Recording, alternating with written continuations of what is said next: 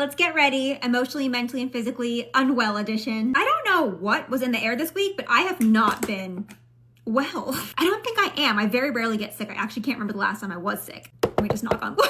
I actually think I'm the person in my family who gets sick the least. I think I'm also the person of all my friends who gets sick the least. Genuinely can't remember the last time I got sick, so I'm sure I'm fine. Okay, I'm not gonna keep you guys waiting. I know you guys are wanting an update on the date situation because I know I responded to some of your comments saying that I think we're not going to be speaking again. Genuinely, he was a really nice guy. We had a lot of things in common and we were looking for something very similar, but unfortunately, that is just not a substitute for having chemistry with somebody. You know, out of respect for the fact that this is a person who, you know, does not post themselves online, I don't want to talk about like the specific things of like why he's just not my person.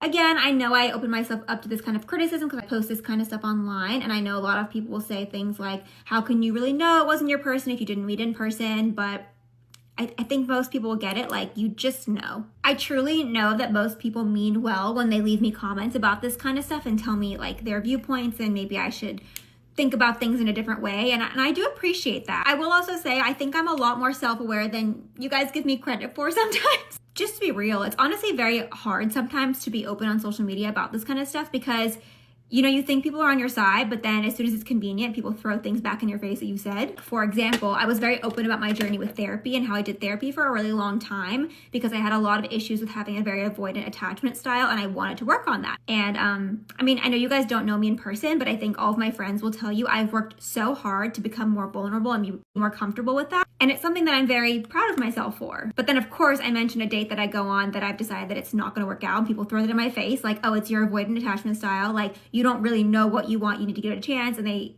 basically are